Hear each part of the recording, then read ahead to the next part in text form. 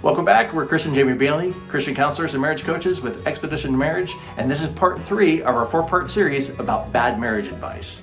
And part 3, this is a hot one here, is keep your husband satisfied or else ...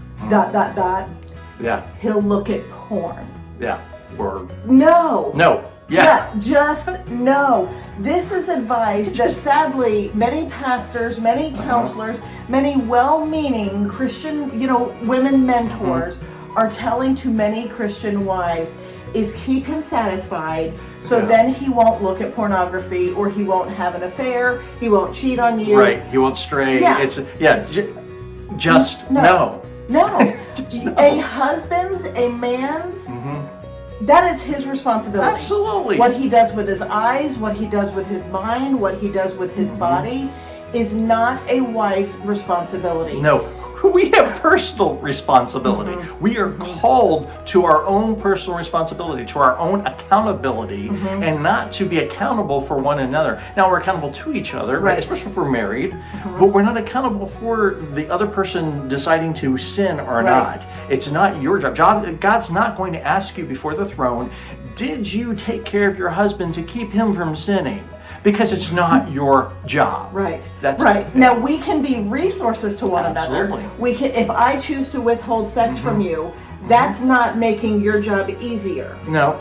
But it's always his responsibility. Sure, but I find that so offensive too. Just as men, like we're just that's all we're just this lustful animals. These who have no ability to have self-control. Can I say horn dogs? Yeah. Is that okay for to say that we're just these horn dogs that all we want is sex, all we want is the fulfillment or the completion, right? So to get ours, and if you're not going to give me mine, well then I'm going to go out anywhere to get it because I have to get it because that's all I'm about. Well, what about having idols before God? I don't know. That's probably a road that we're going down too far. Yeah. But I'm more than just my sex drive. That's right. That's right. I am a loving, devoted husband who has fidelity and commitment and character. Right. I'm sorry, honey, what were you going to say? No, and I love a man's voice Let in me this. get off my soapbox. Because we need the men speaking up. God has given us self-control. Every single one of us. It is a fruit of the Spirit. I'm not responsible for his. I can help him. I can hinder him. Doesn't matter what I do. It's ultimately on him to control himself. Yeah. And not to mention, shocker, sex is not just about the husbands.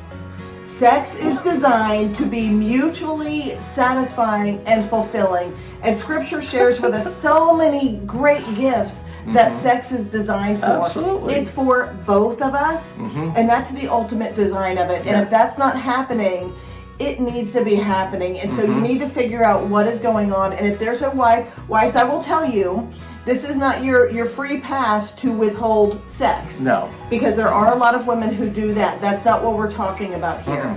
We're talking about the advice if you're being told you just need to have more sex and your husband will stop looking at porn or he won't. Yeah, let's just be straightforward. Wives go to tell him to seek help.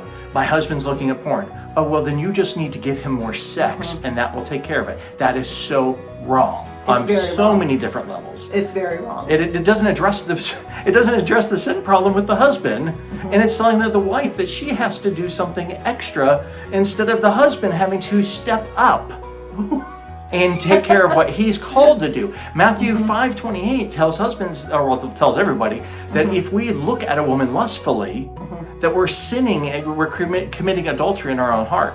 If you don't think that's happening in pornography, then you are sadly mistaken.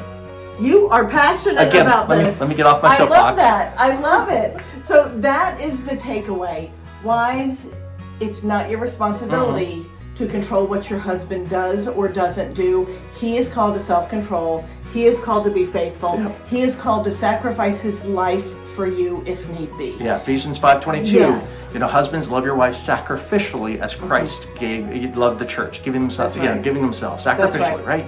Right. And so sex, it's designed to be fulfilling, mutually satisfying. It is a gift to marriage. And if it's not, we're going to drop some resources for you in the comment section. So go grab those and we will help you with that.